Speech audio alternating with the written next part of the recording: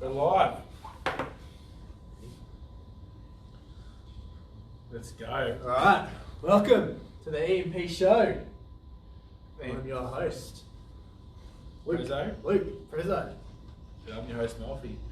How good's this? Big Dog. First Emp Show for 2021, and we are Facebook Live. Where are you? Checking us out. Oh, good. Fantastic. Happy Friday, all to our 500 followers. 897 actually. Scott. 897. 897 followers. Scott Ryan's I'm live. thinking of Instagram, aren't I? Yeah, I think it's like almost a ton. Instagram. We've got our boss, Black Coffees, to get us through the episode for today. Would absolutely love a coffee sponsor one day if they want to get on board with the program. Yep, 100%. All right, Emp Show. EMP First show. official EMP live. live. What are we talking about today, Big Dog? We're going to talk about CrossFit. We're going to talk about CrossFit. Go over CrossFit. Controversial topic, that one. What your favourite sport? I'm slowly getting tip to it. I think. Nah. Not Different. fully. Nah, Different. not fully. I'm like a hybrid lifter. Hybrid lifter. Yeah. I thought we'll just come have a chat over Chat, just go. CrossFit, yep. We haven't really touched on that with all our episodes, so. Yeah. How funny was the episode we listened to yesterday? Oh. You know, we're going to show you an episode about in 2 years' time. We'll share that episode and Humble beginnings, that's for sure. we still Sitting in the bedroom, talking absolute rubbish. And Melos had quote of the year. Quote of me was one of the funniest things I've ever said. Oh. But look at me now. Yep. Now. What was it? I can't say it. We're gonna wait. We'll keep the viewers guessing. 2 years time. We'll post that video. Alright, let's get into it. Team. Alright, CrossFit. So how do you start CrossFit? So how did I start in CrossFit? What made your journey in CrossFit? Okay, so I started in CrossFit in 2013. I was 4 months out of just doing my personal training course. Yep. And it's funny actually, so before that, my uncle actually started about a year or two before that up the coast, and he was loving it. Sort of transitioned from football, opened up a CrossFit gym, BTS CrossFit up in Gosford, and it was in my year. I was still playing footy at the time, and he was like, Luke, you've got to try this CrossFit stuff, you'd love it. And I was like, fucking CrossFit, it's CrossFit. You know what I mean? So, but then fast forward a bit, 2013, finished my personal training course, working as a personal trainer, just at a local gym, and also doing some parcel delivery as a sidekick, just to get, keep me going, and bumped into a guy called Alex Ranieri. Yep. Okay, now Big Red. I hadn't seen Alex for, I reckon it had to be probably a year, probably about a year, yeah. So we actually, it's funny, we were down at Harbour Diggers Gym, right? Yeah. That's where I used to train as a junior growing up. And I was using the squat rack like I do. And Alex Ranieri has come over and gone, can I jump in with you? Just randomly. Like this guy, big Alex Ranieri used to walk around the gym. I clearly remember in his fucking footy shorts, big redhead fucking footballer. And I was like, who is this guy? Yeah. Anyway, come Lance over. Thompson. He honestly looked like Lance Thompson, eh? Anyway, come over, jumped in the squat rack, and we started squatting together. Just randomly, had a bit of a chat, and then from there, I was like, yeah, sweet, cool, nice to meet you. How'd you go with that adjusting the pegs? I can't even remember. I got the milk He would have had to have squat to get to my bar, but anyway. Can't remember that. So yeah, fast forward a year's time, I'm working around in Belrose, bumped into him, he's just putting the gym together, a CrossFit gym. Yep. And I was like, yeah, I'm PT, whatever else, had a bit of chat. He's like, looking for a trainer, and he said, I come in during the week, more of a chat, and then from there, I actually left my gym probably 2 weeks later and started working with him. Yep. With his gym as the doors opened, and obviously as I was working at CrossFit gym, I started training like that, just to supplement footy at the time. Yeah. But what were you playing at? I was playing Narrabeen. Yeah. One of your 16 clubs you played for? 16. One of the 7. Who did you play for? Oh, now we're going to do the topic. Alright. No, that's the second episode. I'll go with you all day. Yeah, so and that was it. Started training and obviously just fell in love with CrossFit. that aspect of back then. It was quite new and it was starting to get quite big in Yeah. Australia. Like America was quite large. It was just slowly growing. So really started to grow. And obviously Alex was real big in that, in the competing side of things. And that year went to the regionals as in a team. Yep. But yeah, went to regionals with CrossFit North Head at the time because Alex was a part of that, and yeah, I just fell in love with it. It was weird. Like I think for me, the biggest thing was it just filled the void of Playing footy. competing. Yeah, and that's where I think, like, obviously CrossFit, everyone gives CrossFit a bad name, but a lot of people bag it, and sometimes it's mainly because it becomes good memes. The good memes about CrossFit. Oh, there's many. Yeah, and the memes about CrossFit, but when you really sort of like sit back and actually look at CrossFit and what it really is, I think there's so many positives with CrossFit. Yep. And that's actually really, I actually reckon it's actually given the filled the void, and a lot of small gyms like us and a lot of other small gyms can actually give a lot of credit to CrossFit what they've created, because it proved like as a business model, a small group training or strength conditioning, whatever you want to call it, like it's got a place, because before that it was just big globo gyms. There wasn't really many small one-on-one PTs. really. So in terms of that, CrossFit were probably one of the first, one of the first, not maybe not the first, but kind of businesses that sort of came out and actually said, you can have a small gym, charge a premium rate, and look at it more of a service. So besides a lot of I think it's awesome. I think it was awesome what they've done there. Yeah, I think it was awesome. The business model behind it is definitely well thought out. Well, and it also had to get. It's got to grew so quickly, and that's why you got so many boxes, and then paying $4,000 or $5,000 a year. Was it? Yeah, I think the franchise fee ends up being like $4K US, or sorry, $4K Aussie. So I think that might be like $2K US, $2K US. So I think it's something like that. So it ends up being like $4K Aussie, but just to use the branding, the word CrossFit, it's in your ridiculous. gym. So they're really smart on the way they've Approach that and put that in their business model. Because I don't know how many gyms are over the world. There's actually been a lot that have changed. Yeah. Because they've sort of they want to pay the franchise fee. They still do the same training, but not pay that fee. Yeah. And obviously, as the years progressed, CrossFit has trying to change at the top. Yeah. But yeah, fuck, they would have made some money earlier on. Yeah. Well, kind of. It makes sense what they did, didn't it? Really, makes a lot of sense. So you moved to Belrose, the big dog. Belrose, what? CrossFit Wellbeing, was it? CrossFit Wellbeing, yeah. Good space. Good space. How'd you go? And then just started training Big Red, and that was pretty much stopped. My last year of footy was 2014, and in between was competing. Yeah. Had a bit of luck at the time. Won a couple of comps with Big Red. Top 100 in the Pacific, a couple of years, and awesome. Yeah, so in the last few years, worked at another CrossFit gym, CrossFit Chatswood. It's good fun. I think the biggest thing that I found with CrossFit that really keeps it together is obviously the community aspect of it. Yeah. I mean, that's where they've really nailed it down. Because not a lot of the time people go there purely to do CrossFit. Yeah, they see CrossFit on the net and they're like, oh, some of the what the athletes do, this is cool or whatever else. But I think what keeps the gym strong with the CrossFit gyms is that community aspect. Yeah, of course. They're meeting new friends there. They're all training together. Become friends outside. So it's different to walking into a fitness first. You kind of have your headphones in. You do your own thing. 3,000 members kind of thing, yeah.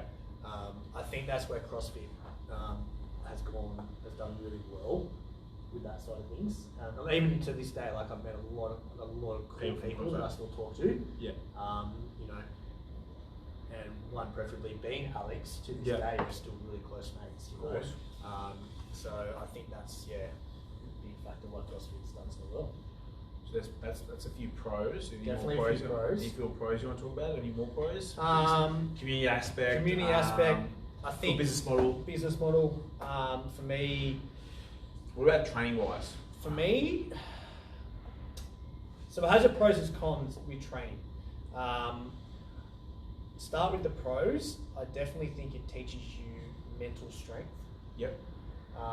Because when you're halfway through a workout, And you're fucked. and you're hearing a lot of head noise, Yeah.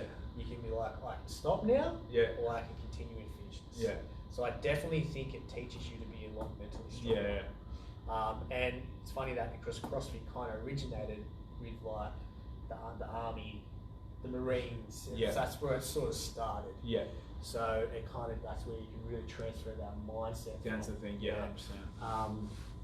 And then as a sport, I look at CrossFit these days as a sport, Yep. not a training methodology. Okay. Okay, Yeah. that's where I look at CrossFit. To this day, CrossFit to me is a sport. Yeah. So if you want to do CrossFit, understand that it is a sport. Yeah. I'm not a fan for general population doing CrossFit. Doing CrossFit, yeah. Well, the reason being is because barbell work is so complex. You know, 100%. Olympic lifting is such a skillful thing, and you're still learning to this day of like 5-6 years. So, trying to get someone in, you know, a normal person, you know, a female or male, like a 40-year-old mother, trying to get her in, teach her Olympic lifting, you know, it's non-beneficial. Like, yeah, it's a cool skill, but for her to change her body composition and training-wise, there's so many different things you can be doing rather than spend a year and a half teaching how to barbell cycle. You know, with EMP, man, like even like me, I was a big on my you know, bodybuilding, power style training and strength training, and I absolutely love now going through a Metcon WOD, but doing it with, you know, a dumbbell. Yeah. Because firstly, it's a whole lot easier to learn it.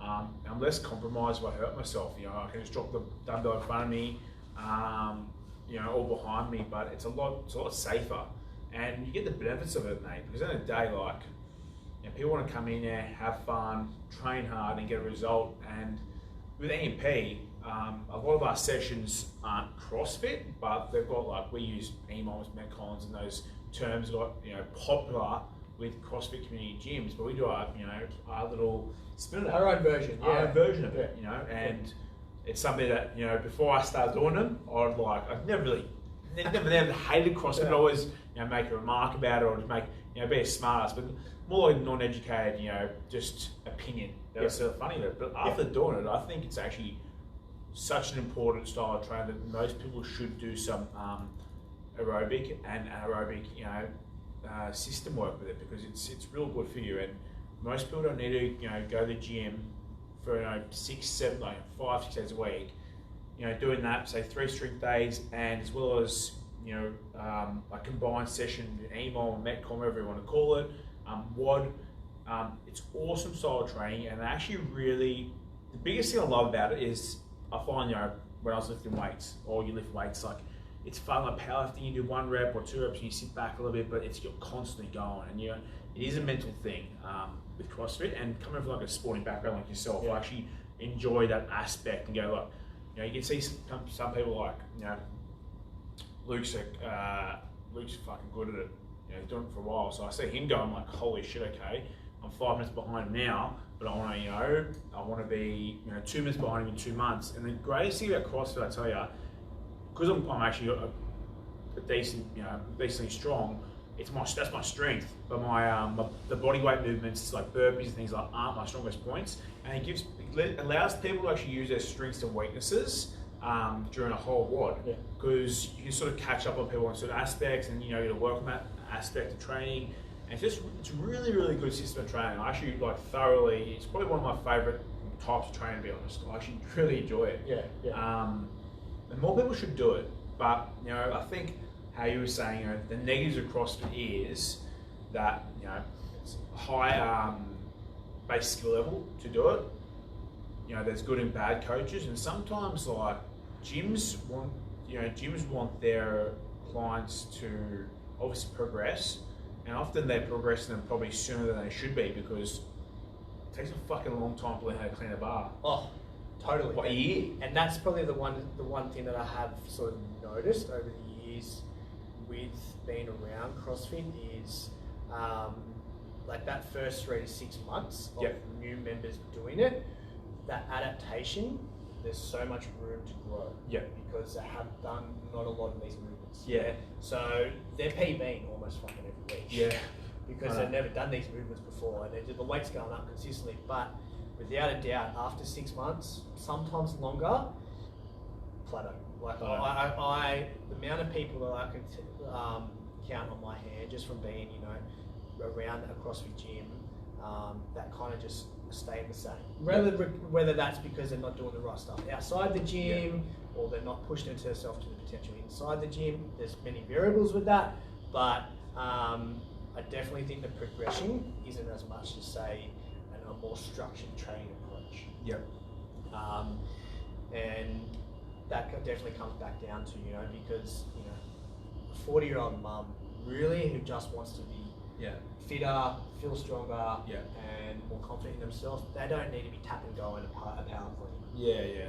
Tap and going an overhead snatch. Yeah, exactly right. Like doing bar muscle ups and trying to things like that stuff's cool, but really, like, you don't need to be doing that. It's not going to help you. I don't know. That's how I look at it. It's like this whole word functional training. Like people like overuse this word functional training. Like how functional really? There's only for me functional is running, walking, swimming. It'd be movements like deadlifting, lifting objects. Lifting objects. For me, strongman is the most functional. Is the most functional training system methodology out there. It is the most functional because all those movements you're actually doing in everyday life. Like when are you actually cleaning above your head? Like when are you walking on your hands? Like handstands, they're cool. Yeah. They're cool, but there's nothing functional about doing a handstand and walking 20 meters. There just really isn't, because when do you ever do it? But the things like deadlifting or a squat, a bench press, and those movements, they're for me are more functional than things. And CrossFit's just like you said, CrossFit's a sport in itself, and you have to sort of explain it. That's the thing. You're always competing with the person next to you, always competing with the clock. And that's why I really blanket into that sport, because there's always that competitive aspect of it. Yeah, exactly right. Okay, you're not coming in here to just improve on yourself. Hugely. You're always competing against something else. Hugely. And going back to the movements, there is certainly a lot more room for error in terms of the injury aspect. Yep.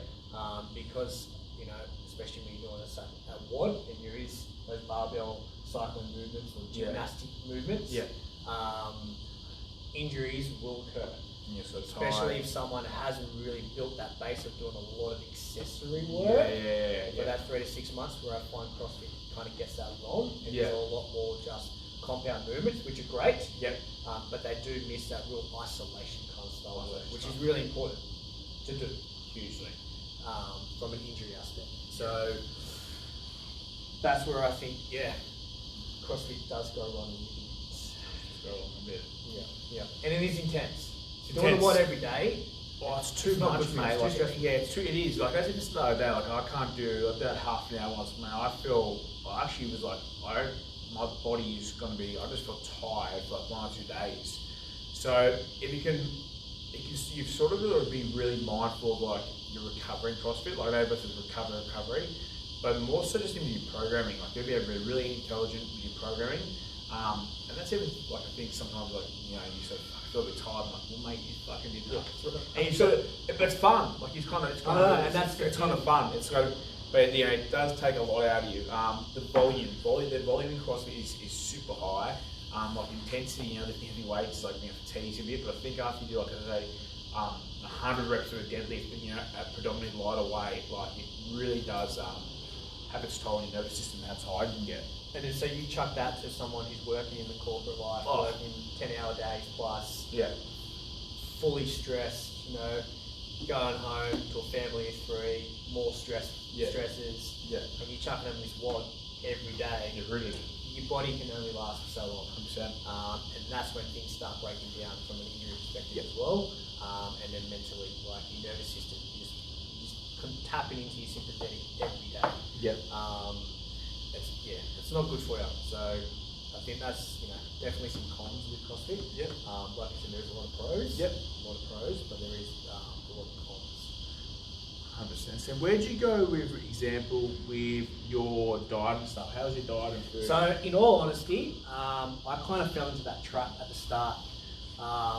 Because at the start, CrossFit, we're trying to do the methodology of weight loss and obviously getting people in as a form to help people body composition wise. They were really big on promoting the paleo diet through Rob Wolf, who was sort of aligned with CrossFit at the time.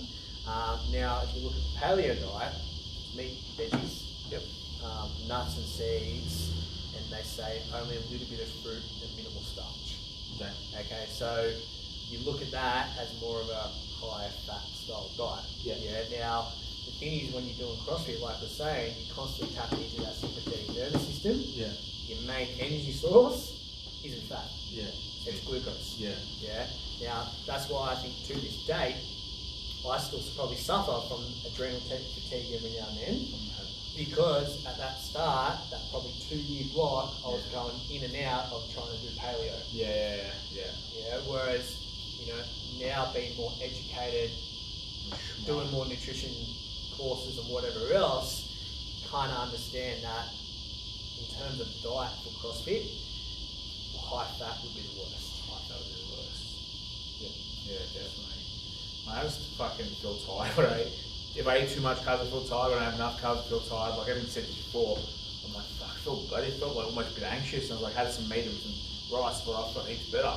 So it's all to do sometimes, you know, like testing things out and not going 100% full the other way, but you know, trying to run doing CrossFit sessions with no glucose. With no glucose, like you'll be buggered. It's you're working at that 80% threshold the whole time. So it's a glycolytic sport. So you're fucked.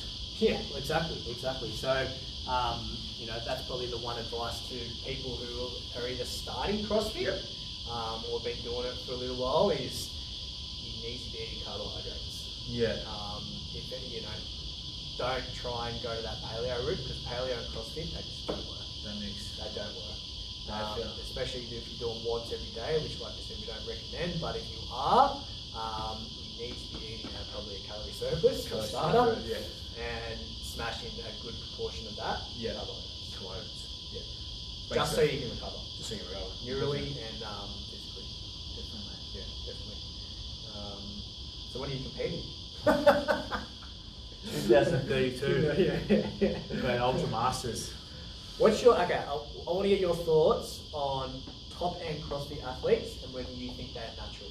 Definitely not natural. Definitely natural. That's I kind of see definitely. Well, like you look at someone like Matt Fraser, I look at him and go like, I can believe. So he looks natural. Yeah, he does. Like he does look natural.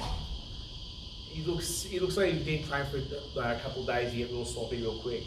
Matt Fraser. Well, and that's kind of what happened when he went away. So he got real sloppy. He went away and he kind of sort of was eating crap and cranky. So it's a tough one. It's a hard one. Like, I'd say until there's testing, they're definitely not natural. Like I think the amount of work and effort you have to do in CrossFit that you need performance enhancing substances at the high level.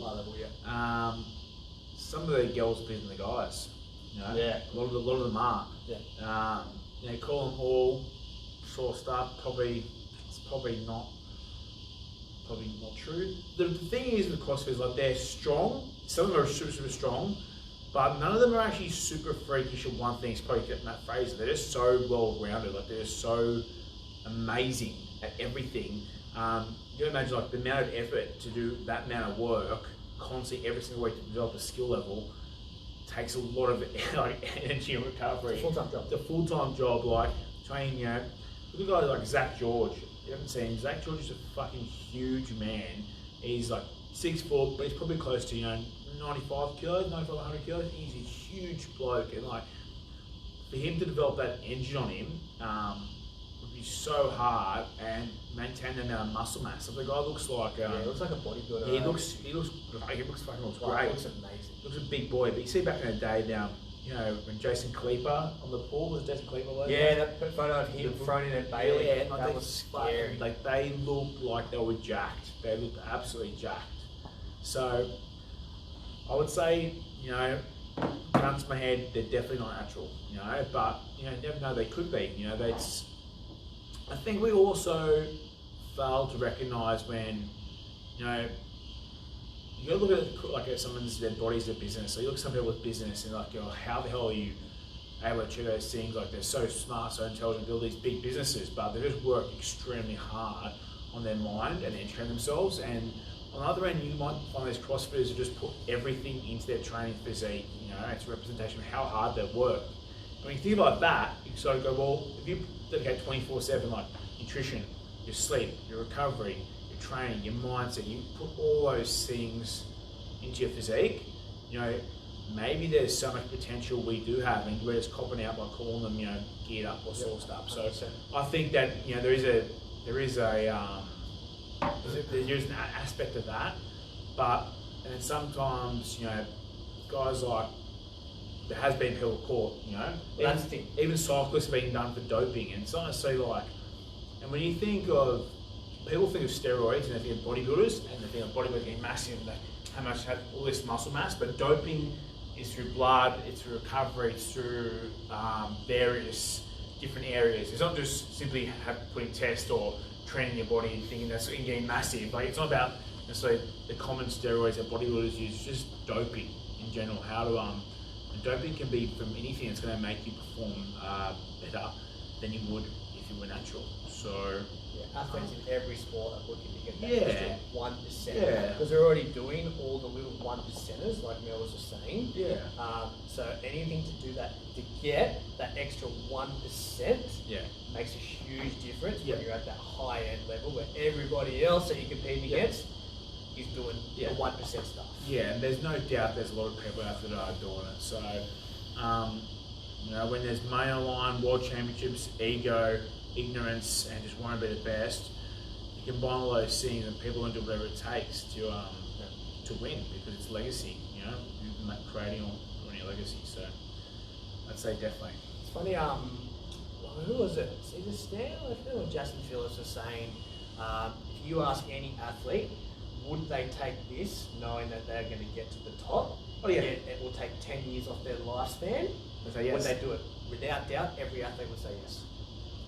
You know what? I'm going to put myself out there. When I was 21 years of age and 20 years of age, if someone said that to me, I'd find it really hard. I could sit down here and go, you know, I'd go, no, I wouldn't take it. But I could say, like, if something means so much to you, and whether it's right or wrong, and you're already up close to the top. So it's not like you're an amateur. Like, you're already up close to the top, and you're like, holy shit, why would I take it? Take that risk. Why? Some people, you know, it means so much to them. You know, bodybuilders, look at the bodybuilders. They know.